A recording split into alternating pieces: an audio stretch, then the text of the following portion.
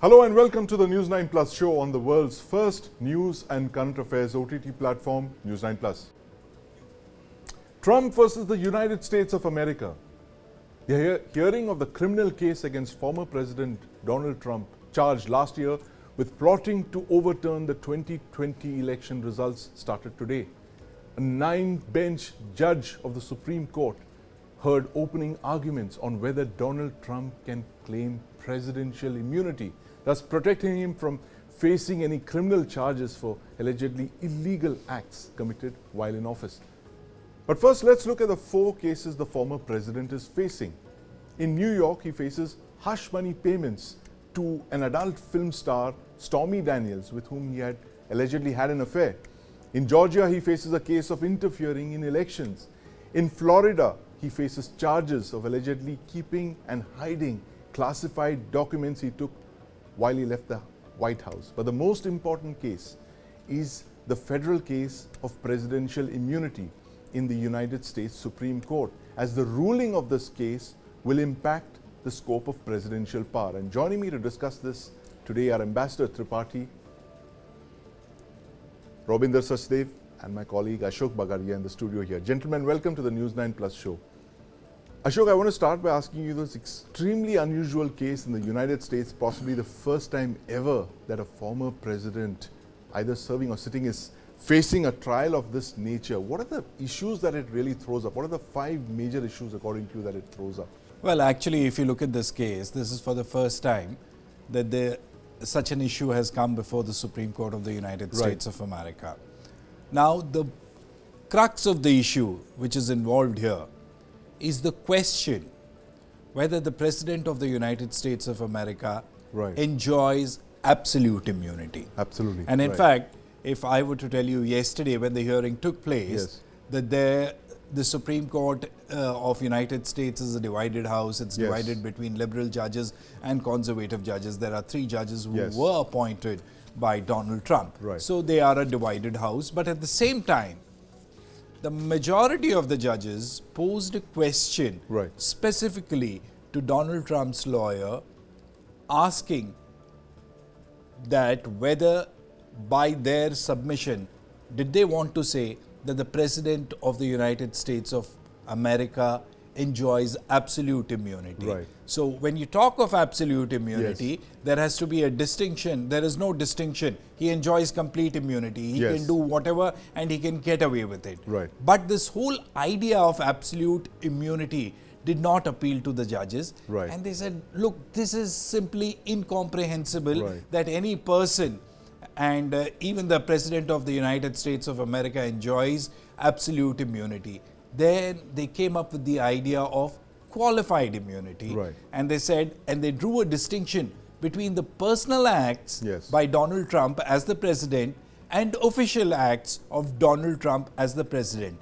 And during the discourse, they said that according to the judges, they said that we believe that only the official acts of President of the United States of America are immune, not the personal acts. And in fact, in an interesting turn of events, that Donald Trump's lawyers who started arguing the case with the idea of absolute immunity, they also came back to the idea of qualified immunity.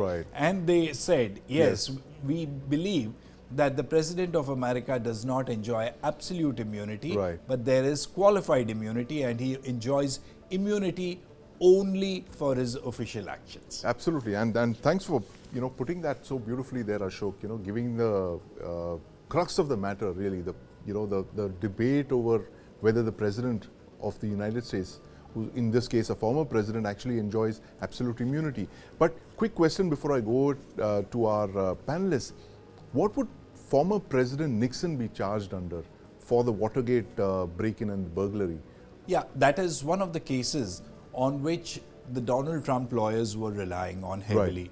And they said that even Nixon was granted immunity from prosecution. By Gerald Ford? Yeah, by Gerald Ford, when he resigned as the President of the United States of America. But interesting thing I want to bring in here was the fact that one of the judges pointed, and they gave an example to the Trump's lawyers, saying that let's assume a situation that there is somebody who is the President of the United States of America, Right. and he takes bribe Yes. to appoint an ambassador. Right.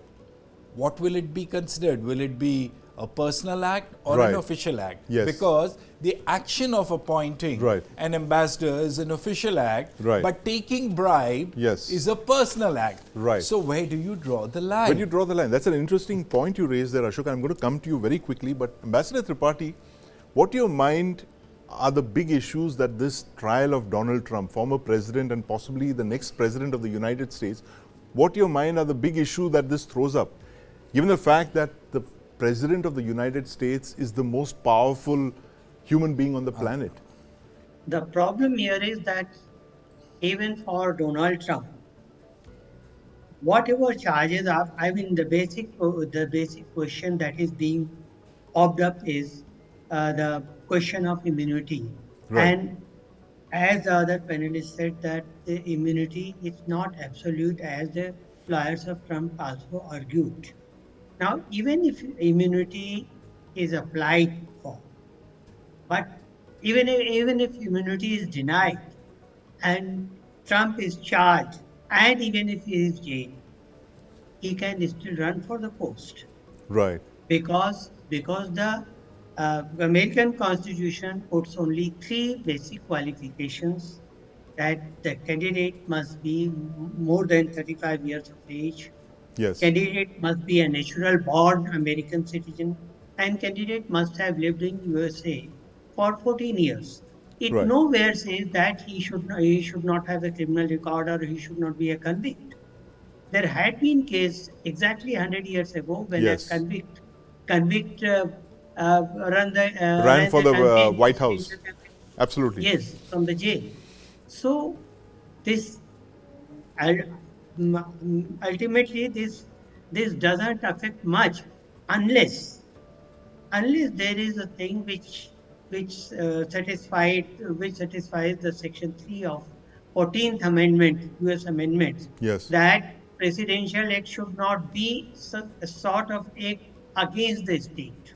Right. That Absolutely. is a sort of treason, which I don't think it can't be, because another question that had been put forth by the judges, by one of the judges, to the lawyers of Trump.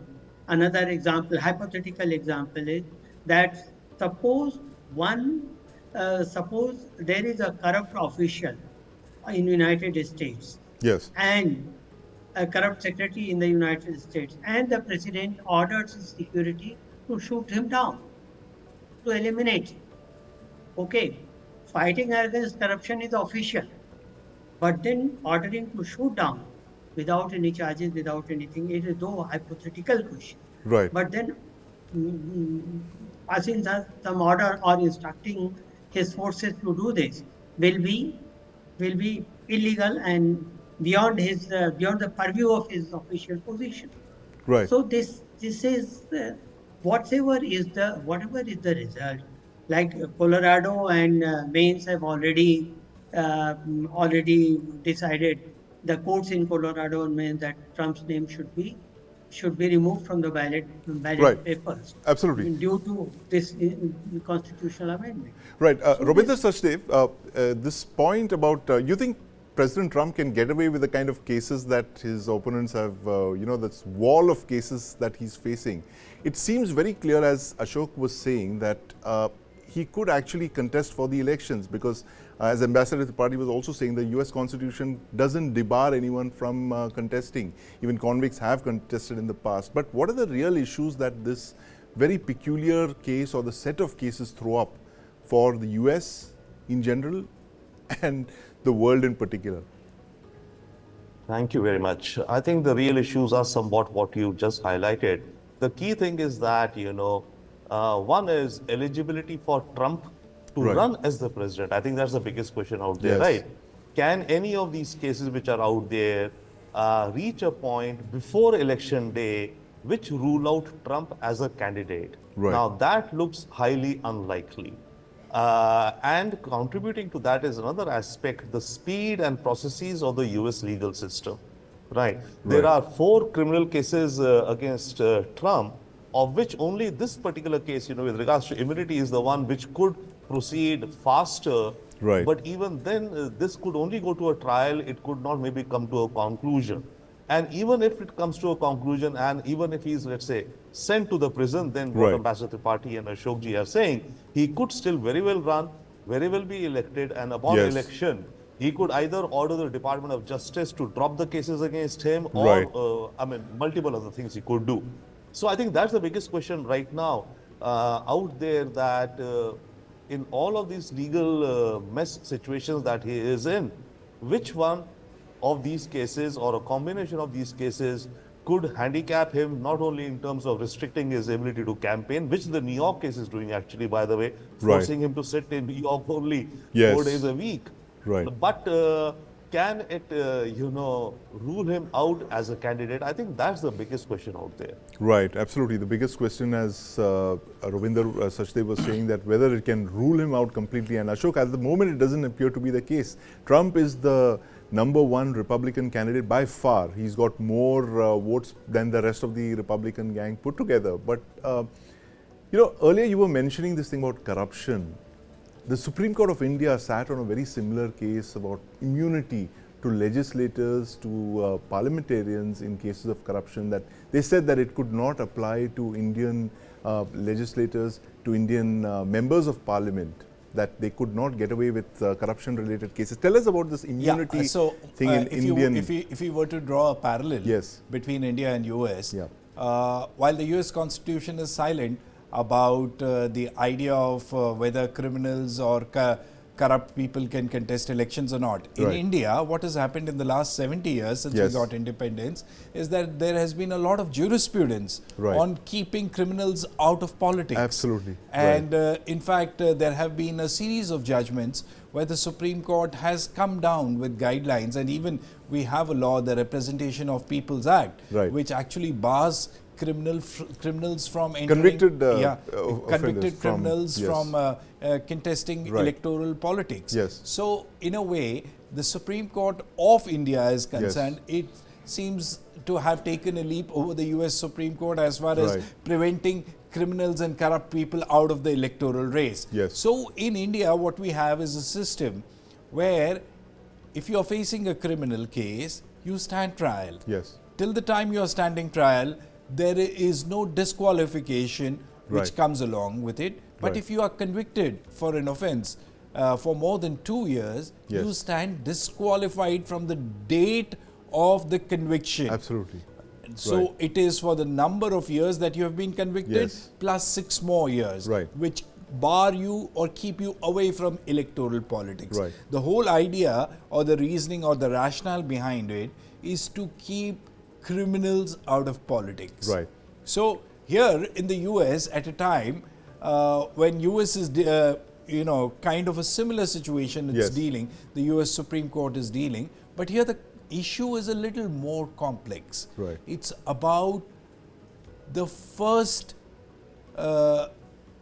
citizen of the country, Right.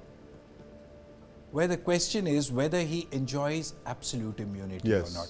Now, by any legal yardstick, Right. any reasonable man, if you were to be posed such a question, that if you were the President of the United States of America and if you commit a murder of somebody, Yes. are you immune from prosecution? The answer would be no. If you do it in your official capacity, Yes. as a part of protecting the country, for instance, Which there is were- what presidents do. They sanction drone strikes. Drone strikes. Yes. President Obama did that. Right. And in fact, one US citizen was killed in one of those drone Yes. attacks. And there were allegations that he killed a US citizen. Anwar al-Awlaki in Yemen. Yemen.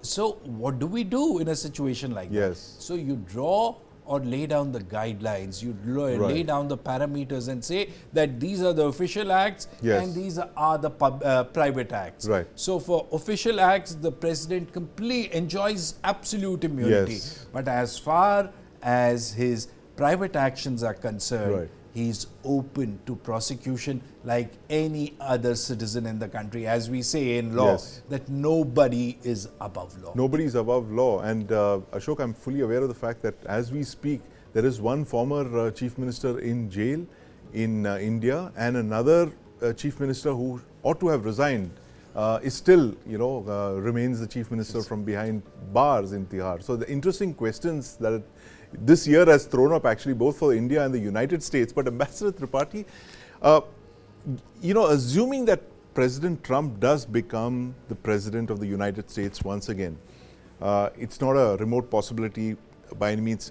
It could be anyone's race, and all these cases continue against him. Do you see these actually kind of dying a natural death, or, as Ashok mentioned, that he could order the Justice Department to, stop these cases somehow? How does this play out in case of President Donald Trump next year? You see, even if he becomes the president and if he thinks that he should, or he, even if he orders Department of Justice to drop the cases, do away with these cases, that will hardly affect his image as the leader of, as the president of head of the state of United States in the eyes of the world, because that is different from what his work or what his responsibilities are as head of the state of America towards world. So that is different. But knowing, given the whimsical mind of Trump, I will say, Right, anything can be done, anything can happen. right, Trump can even go and ask the Justice Department not to follow the cases, right, because that is one big problem with Trump, and that problem is not only with Trump, but because of Trump, that problem is with other countries dealing with United States, and the problem is that Trump is unpredictable. right. Absolutely. At times, he had been saying something for which his state office had to come, clarify, rectify, try to play down. So that's a problem uh, with world, because with world, okay, with Democrats, we know that what are the policies of Absolutely. Democrats, Yes. what are the things that Democrats want to do in United States and world war. But we know about Republicans, but we don't know about Trump. We Right. don't know when Trump is, he yes, say even what. several years down the line, we are still not, fully versed with what Trump stands for. He's neither Democrat nor Republican. Trump is Trump, and he's as unpredictable as ever. And Robinder, Sachdev, what do you see happening in the next 7 months, given the fact that the US elections are just around the corner? They're just less than a year away, 7 months. November is when the United States votes. President Trump goes into campaigns, goes before the electorate with this string of cases following him. As our panelists have just said, it seems unlikely that any of these cases there's going to be a verdict for any of them before the US elections. How do you see President Trump, in case he's elected, going into office as President of the United States with the string of cases following him into office, and possibly, given the fact that how unpredictable Trump is, he could do anything? What's your take on this? I'm writing a book titled Trumpotopia. I hope to finish it in the next 1 week or so. Right. Trumpotopia.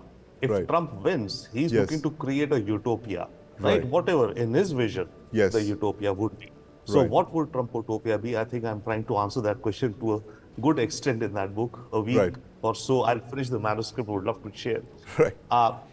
But yes, you see, this is actually Yes. one of the longest presidential campaigns which we are Right. seeing right now. Right. Because the incumbent Biden is going in again, the Yes. Democrat, he's there, and the Republican has been finalized pretty soon, much before the Republican primaries, which would typically happen in the month of June or so, right? Right, right. So these 7 months or 6 months, as you say, is one of the longest campaigns Yes.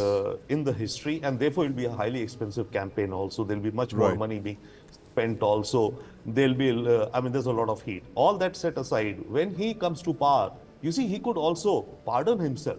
Yes. Okay, or work out something, not only tell the DJ to drop the case, he could say, okay, what are you doing? I hereby the president pardons myself, so Right. to say, right? Right. He could be doing that.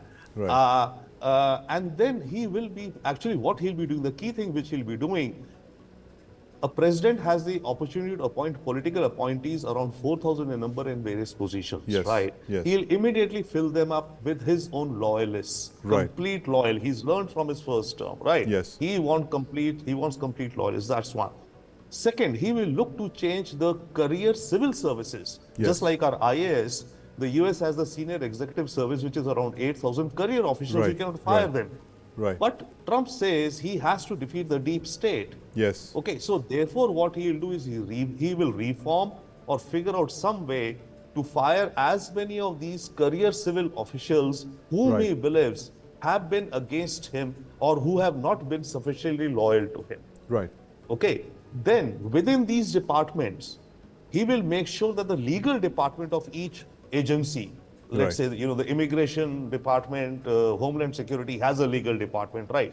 He'll look to fill the legal departments of all the agencies and Yes. departments with his loyal figures. Right.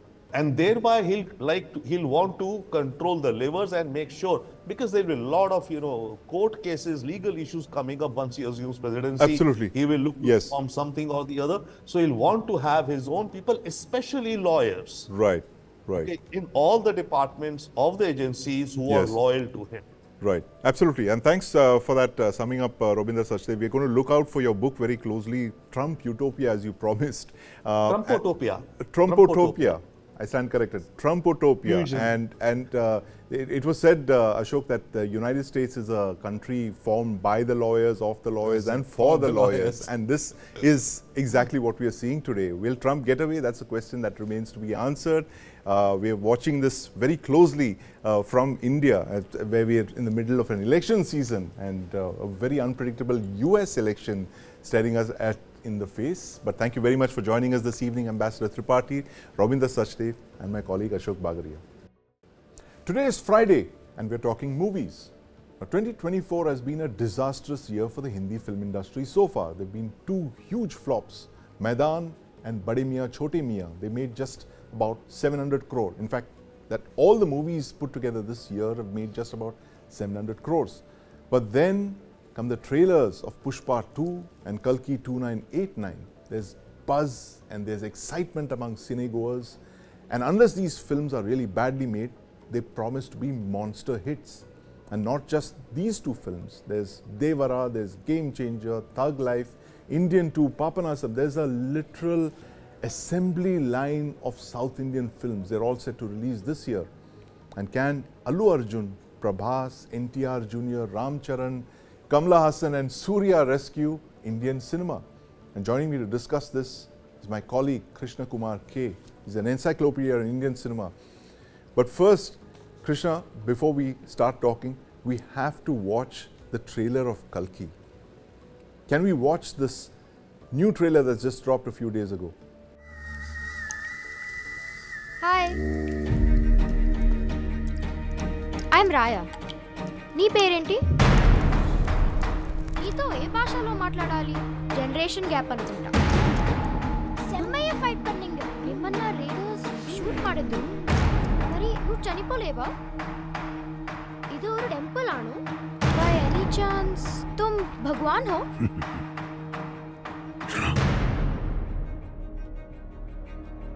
अब मेरा समय आ गया है. मेरे अंतिम युद्ध का समय आ गया है. అసలు ఎవరు నువ్వు? द्वापर युग से दशावतार की प्रतीक्षा कर रहा हूं. द्रोणाचार्य का पुत्र Ashwatthama.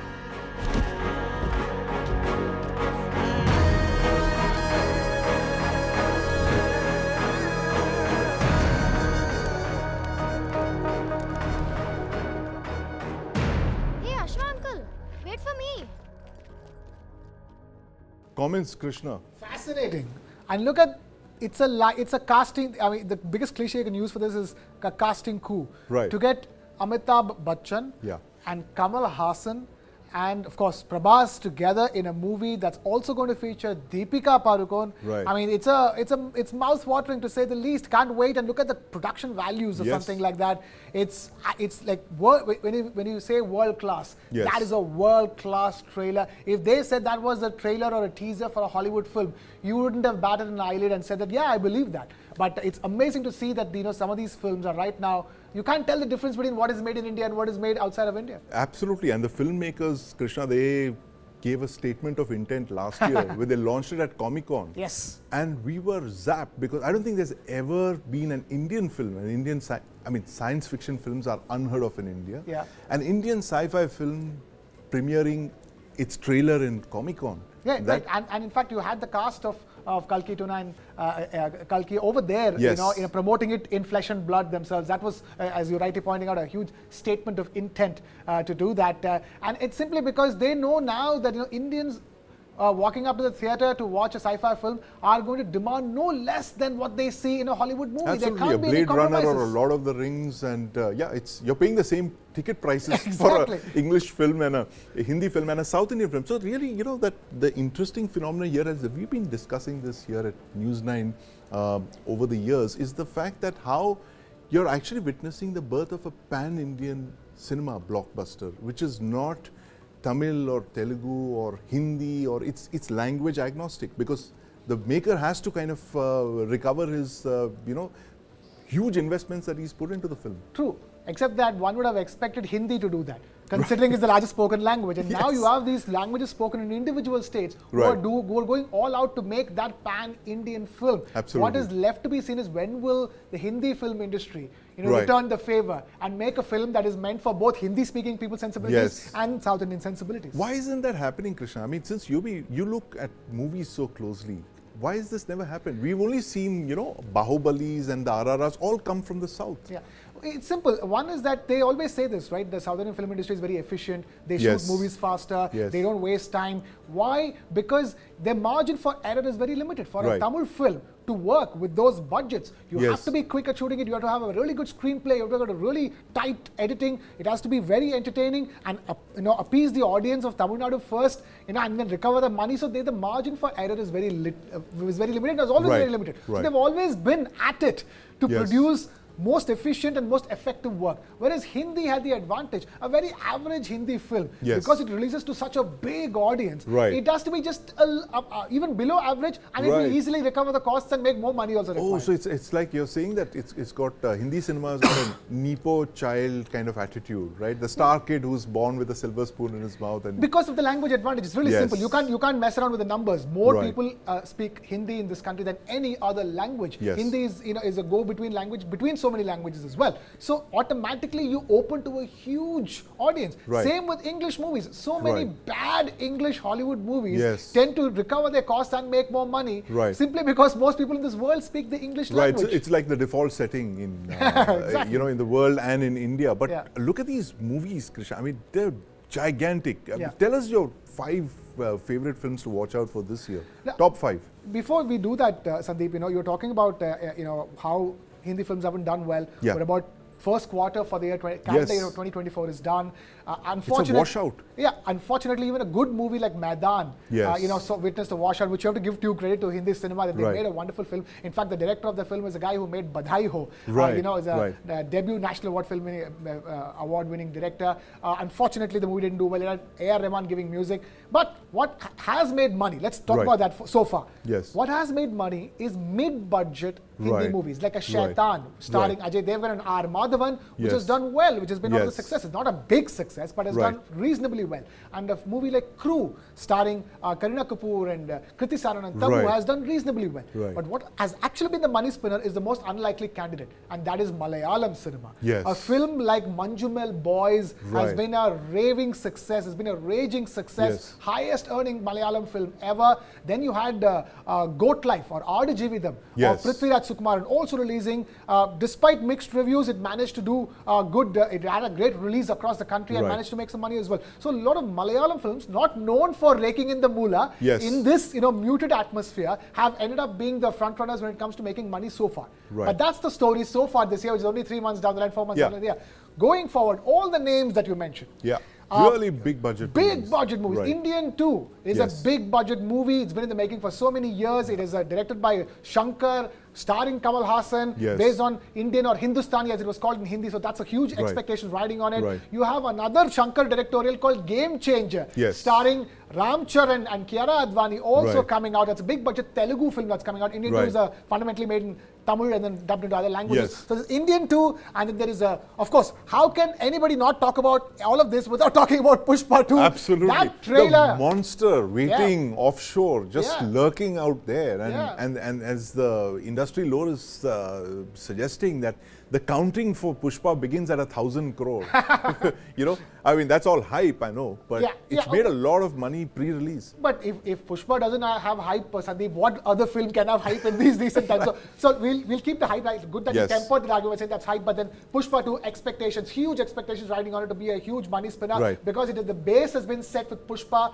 So like for example, KGF 2 became a big success because the base was set with KGF 1. With KGF 1, the expectations were there. It had a committed, loyal audience. So that is very important. And then there's another Tamil film called Kanguva, starring Surya. Incidentally, it has Bobby Deol as playing the antagonist. Bobby Deol has found recent fame with Animal now in making his Tamil debut as an antagonist in Kanguva. Again, another big budget mythological film. So that is one thing to watch out for. There is Devara starring NTR Jr., which has Janvi Kapoor making her Telugu debut as well. So as you're rightly pointing out, it's not just pan-India in terms of marketing and releasing the movies. It's pan-India in terms of the cast of these movies as well. Absolutely. You're getting Sanjay Dutt.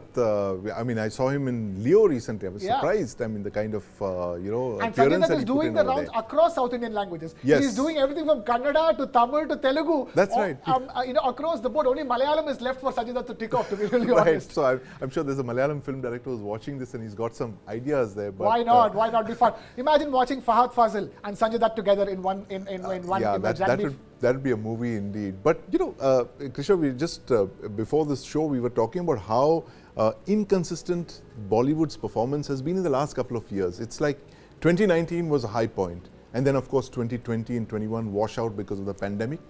2022 a disastrous year. 23 picks up great films coming out. You have Animal, you have Jawan, and you have Pathaan. I mean, blockbuster, the most successful year in Bollywood. And then 22, it's a desert. There's literally nothing out there. There are no Hindi movies coming out there. What explains this? Look at the films that you mentioned. The Jawan and Animal. Animal made by a Telugu filmmaker. That's right. Okay. Yes. Jawan made by a Tamil filmmaker. Atlee. So the only pure Bollywood hit, if you ask me, in that in the last year was Pathaan, which was made by YRF, directed by a Bollywood filmmaker, featuring all Bollywood actors and everything. The music directors were Bollywood music directors. The cinematographer was a Bollywood cinematographer. Everything was Bollywood. So it's a true genuine hit. But then again, a lot of people say all the controversy surrounding it was able to enable Pathaan to be a bigger hit than what it deserved to be. But even Pathaan was upstaged by a Jawan eventually. So it is really clear that there has to be greater harnessing of the potential of the South and the knowledge that they have about keeping their finger on the pulse of the audience. Because in the South, it's not an option. You don't have your finger on the pulse of the audience, your movie is going to drop down on day one and you will make huge losses. So there is no margin for error. First of all, say for example, if you're making a Tamil film and it fails in the Tamil box office, nobody in Andhra or in the Telugu audiences will even bother touching it. So, even for it to be a pan-South hit, you need to be a hit first in the language you're making it. So, which means that they're constantly updated with what are the social media trends, what are people watching, what are people feeling, what are people thinking. Hindi cinema is catching up with that game, but it's got a long way to go because it is not just about checking out the trends and just copying those trends. It's also innately knowing where your audience is at mentally, emotionally, and what are they thinking. This comes organically for South Indian filmmakers. Absolutely, very very interesting point that you actually nailed the DNA of the South Indian industry. The fact that it's got its finger on the pulse and it's a survival tactic for them. If they don't, they're finished, and that's a luxury that Bollywood strangely doesn't seem to enjoy. The Hindi cinema industry, they seem to take it a little easy. Also because they have another gift, which is that you can make these multiplex movies meant only for the Hindi-speaking audiences in all the big cities. plan your investment, sell it, and then release it overseas Yes. to NRIs as well, Right. and then make your money. There are different ways you can segment the Hindi audience and make. You don't have to make the single screen movies like only a Salman Khan Right. or a Sunny Deol. You know, Right. like people who watch Gadar are not watching, other in a media play, in a multiplex. not watching multiplex type of movies. Yes. So you have that segmentation as well. Right. But of course, the real big moolah is when your movie is a hit in the multiplex, it is a Yes. hit in the single screens, it is Right. a hit in the big cities, it is a hit in small It's a towns. pan-India hit. And thanks very much, Krishna, there for summing it up for us, what the South brings to the table when it comes to blockbuster cinema. Nobody does it better than South Indian cinema, and 2024 is going to be no exception to the rule. Thanks for watching.